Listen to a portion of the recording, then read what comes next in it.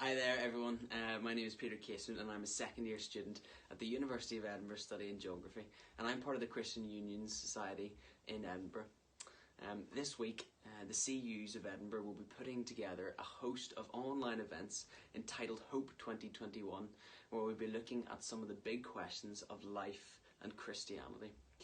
Today we'll be looking at the question of whether or not has science cancelled God. And so this creation question will be answered by Andy Bannister, and we hope you guys thoroughly enjoy. We live in a culture that wants to tell us that science has replaced God. We don't need a religion, many skeptics say. I mean, look what science has done for us. Look at the advances it's given us, the knowledge that it's unlocked, the technology that science has made possible. I meet many people who think that science will lead us to utopia. Science will answer every question we might ask, and I think the spirit of the age was captured even more so by the First Minister of Scotland, Nicola Sturgeon, when the COVID Pfizer vaccine was announced. Nicola said, "Science has saved us." So is it true that science has cancelled God? Is it true we don't need God anymore because we have science? Look at all the things it can do. Well, I think there are 5 very good reasons why science hasn't cancelled God, and in fact why science in fact shows why more than ever Christian faith and faith in God is incredibly relevant. Reason number 1. Many people are not aware that actually Christianity in particular is the cradle, the foundation of science. Science didn't spring fully formed from nowhere, it came in a historical context. And when you read the historians of science, they will almost universally tell you, no matter who you read, that science has arisen, and by science I mean a method of experiment and observation, a method, an institution supported and funded by the state, has arisen only once in human civilization and human culture, and that was in medieval Christian Europe. And when you dig deeper into the historians and philosophers of science, those men and women will tell you there's a number of reasons for that. And one is that the first scientists, those who really sort of broke the ground for science in the medieval period, most of them were Christians. They were believers in God. And what they needed for science was they needed a reason why they could trust that the universe was regular and reasonable and ordered, not random or cyclical or meaningless in the way that many other worldviews and civilizations believed. And of course Christianity gave them that. It said that the universe had been created by God who is reasonable and rational, and those first scientists therefore approached it expecting to find it rational and understandable, and they set out to explain what it was that God had done.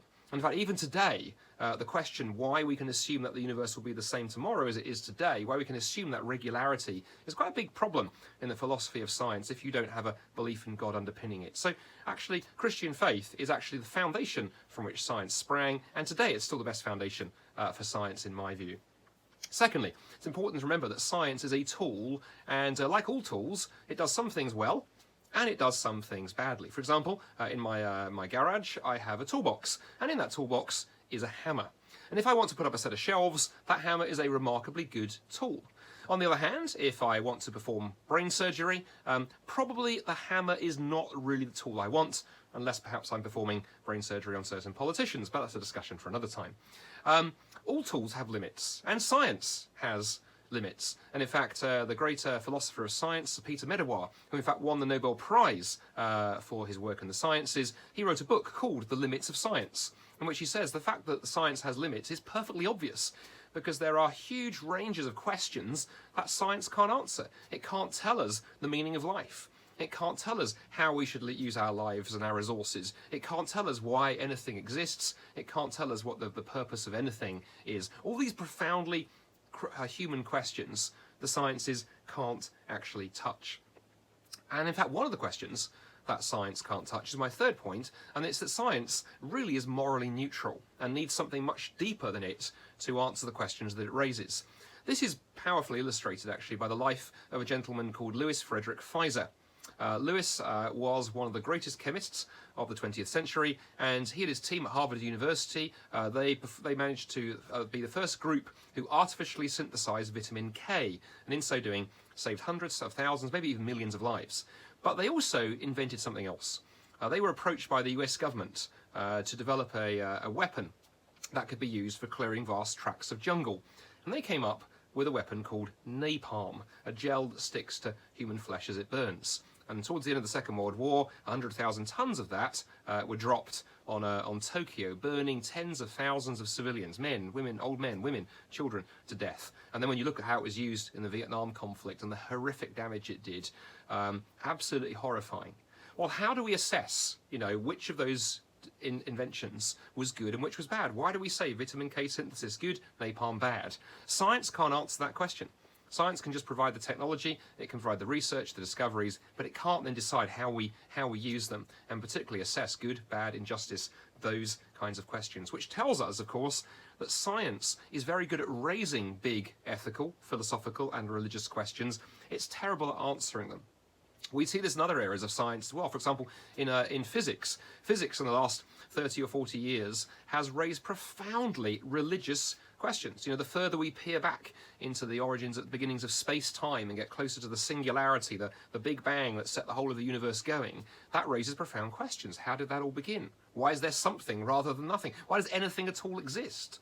Why are the laws of physics so beautifully and intricately fine-tuned with the numbers and the constants programmed into them, such that if any of them were even a fraction different, nothing at all would exist? And why on earth is it that mathematics, which if there is no God is a purely human invention, why does maths and physics cohere so beautifully? See, science can't tackle those deep questions, and it can't tackle other deep questions too. For example, one of the biggest questions facing us right now is environmentalism. And listen to these words from Gus Speth, one of the world's leading climate scientists, responding to the environmental challenge. He said, "I used to think that the top environmental problems facing us were biodiversity loss, ecosystem collapse, and climate change. I thought that 30 years of good science could solve those problems. I now realise that I was wrong. The top environmental problems are greed, selfishness, and apathy. And to deal with these, we need a cultural and spiritual transformation, and we scientists don't know how to do that." How do we transform the human heart? Science can show the need for it. How do we actually do that? Well, I think you need something very much deeper. And I'm drawn to those words of Jesus, who said, I have come that you might have life and have it to the full. Jesus promised to be able to transform the very human heart, to be able to deal with the very brokenness in the heart of us that leads to that selfishness, greed, and apathy. And furthermore, if Jesus was who he claimed to be, not just another human teacher, but God himself, the creator God, come in space and time and history. That means in Christianity and in the Jesus who's at the heart of it, we have the opportunity, invitation, not just to know that there is a God behind all of the beautiful science that we've discovered, but a God who is actually willing for us to not just know about him, but to know him personally. Thank you so much, Andy, for your words of wisdom there and the time and energy that you put into answering that question. Some really, really helpful stuff for us to think about. But guys, HOPE 2021 does not finish there. There's still a full array of online events and talks that we would love for you to tune into. And you can do this by typing in HOPE 2021 onto our Facebook or Instagram, and you can find all the available material there.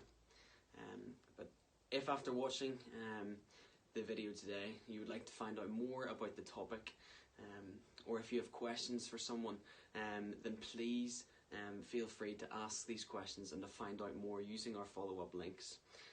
So within this post there will be available materials which you can follow that will help you find out far more about this topic. And there's also a Google Docs form that you can fill out, which will put you in touch directly with another student who would love to answer your questions. Or if you guys know another Christian in Edinburgh, please feel free to reach out and contact them with your questions or queries. I know that they would love to be in touch with you. But guys, we hope you enjoyed the talk today, and please tune in to the rest of HOPE 2021 for what will be a great rest of week. Thank you.